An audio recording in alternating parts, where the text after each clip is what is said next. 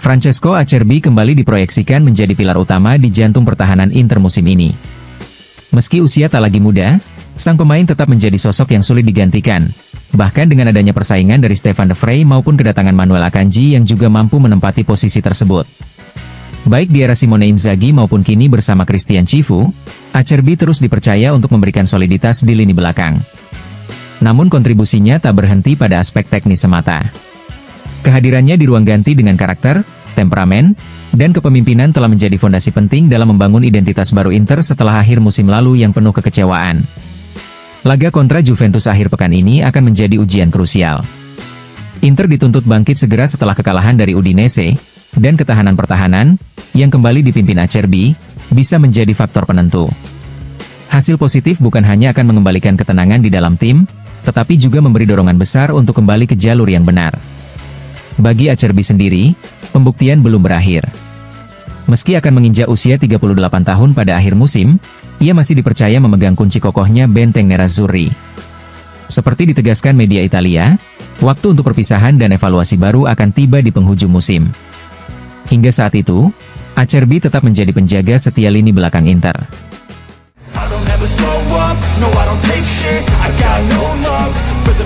Christian Cifu sejak awal sudah menegaskan arah permainannya. Inter harus tampil lebih agresif, lebih vertikal, dan menghindari penguasaan bola yang bertele-tele. Namun, arahan tersebut belum sepenuhnya terlihat, terutama saat kekalahan melawan Udinese yang memperlihatkan kurangnya intensitas dari para pemain. Filosofi permainan Cifu menekankan pressing ketat, duel fisik, dan serangan langsung. Menurut La Gazzetta dello Sport, sang pelatih tidak mengejar dominasi penguasaan bola, melainkan kemenangan lewat intensitas dan keberanian. Seperti saat ia mampu menundukkan Juventusnya Igor Tudor bersama Parma, Cifu membuktikan bahwa dengan jiwa kolektif dan pendekatan agresif, gap kualitas bisa dipersempit. Data juga mendukung arah baru ini. Inter sudah mencatat 31 pelanggaran dalam 2 laga pertama Serie A, rata-rata 15,5 kali per pertandingan, menempatkan mereka di posisi 5 terbanyak di liga. Bagi Cifu, itu justru tanda positif. Para pemain mulai berani menekan lebih tinggi dan berusaha merebut bola di area lawan. Untuk semakin menegaskan identitas barunya, Cifu juga menyiapkan beberapa perubahan di susunan pemain. Kehadiran Manuel Akanji menjadi kunci, terutama untuk menghindari kesalahan konsep seperti yang dilakukan Jan Bisek saat menghadapi Udinese. Akanji akan dipasang di sektor kanan pertahanan guna mengawal kreativitas Kenan Yildiz serta memberi perlindungan lebih pada Denzel Dumfries. Di lini tengah, Nicolo Barella dan Petar Sucic diproyeksikan sebagai motor utama dalam redam sumber permainan Juventus. Sementara Hakan Çalhanoğlu, yang baru saja kembali dari tugas bersama timnas Turki, diharapkan mampu tampil lebih segar untuk mengatur alur serangan. Meski masih ada kekurangan yang perlu dibenahi, kepercayaan manajemen Inter terhadap Cifu tidak goyah. Proyek baru ini terus berjalan, dengan harapan filosofi sang pelatih segera terwujud di lapangan.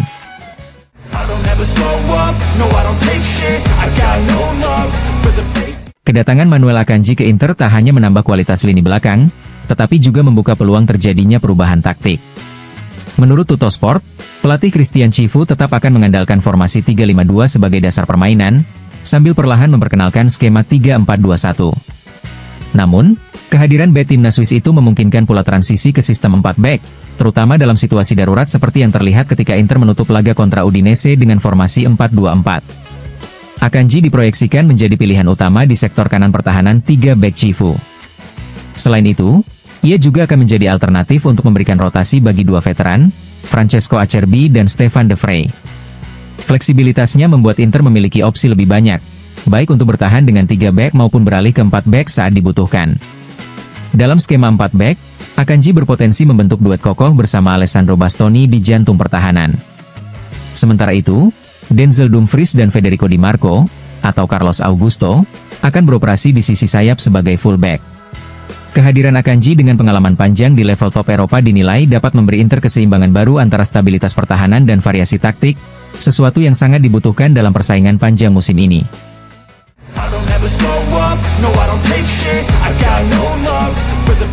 Lautaro Martinez kembali menorehkan catatan bersejarah bersama tim nasional Argentina, tepat di malam yang penuh makna bagi Lionel Messi, yang kemungkinan besar memainkan laga kandang terakhirnya dengan Albiceleste.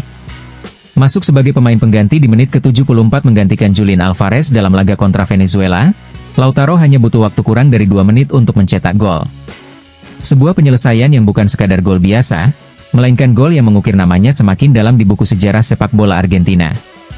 Pada November lalu, lewat gol semi salto indah ke gawang Peru, Kapten Inter itu berhasil menyamai torehan Diego Armando Maradona dalam daftar pencetak gol terbanyak timnas Argentina sepanjang masa. Kini, dengan gol terbarunya, Lautaro resmi mencatatkan 33 gol untuk La Selección, sekaligus naik ke peringkat 5 dalam daftar top skor sepanjang masa. Di atasnya, hanya tersisa nama-nama legenda, Lionel Messi, 114 gol, Gabriel Batistuta, 55 gol, Sergio Aguero, 41 gol, dan Hernan Crespo, 35 gol. Dengan usia yang masih produktif, peluang Lautaro untuk terus menanjak dalam daftar bersejarah ini terbuka lebar.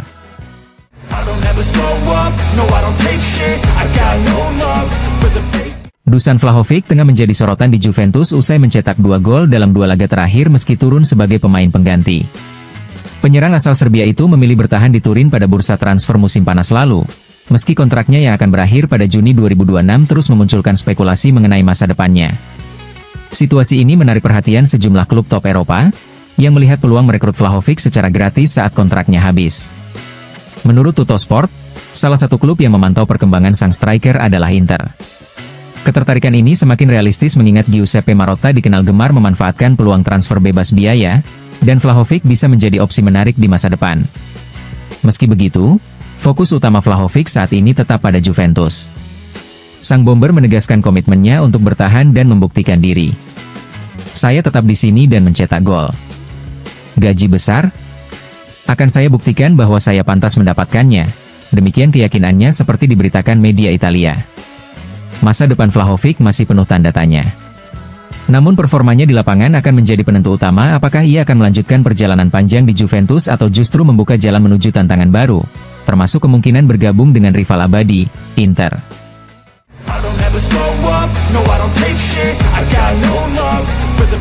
Di tengah jeda internasional, Inter asuhan Christian Chivu tetap menjaga ritme permainan dengan menggelar laga uji coba melawan Padova di BPER Training Center, Appiano Gentile. Meski banyak pemain utama tengah membela tim nasional, Nerazzurri tetap mampu menunjukkan kualitasnya dan meraih kemenangan 3-1 atas tim Serie B tersebut. Gol-gol Inter dicetak oleh Henrikh Mkhitaryan, Carlos Augusto, dan Andy Diouf, salah satu rekrutan anyar pada bursa transfer musim panas ini. Bagi Diouf, torehan ini menjadi sinyal positif dalam upaya adaptasinya bersama skuad baru, sekaligus bukti potensinya untuk masuk ke dalam rencana taktik Chivu. Kemenangan ini menjadi modal berharga bagi Inter untuk menjaga atmosfer positif di ruang ganti sembari menunggu kembalinya para pemain internasional. Fokus kini tertuju pada lanjutan Serie A, di mana Nerazzurri berambisi kembali tampil konsisten setelah periode naik turun di awal musim.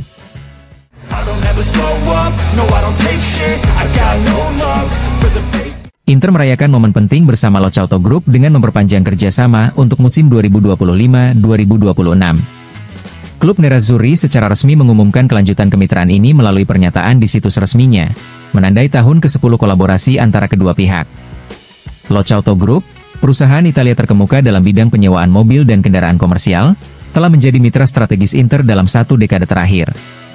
Perpanjangan ini semakin menegaskan soliditas hubungan yang dibangun, sekaligus memperkuat sinergi keduanya di level nasional maupun internasional.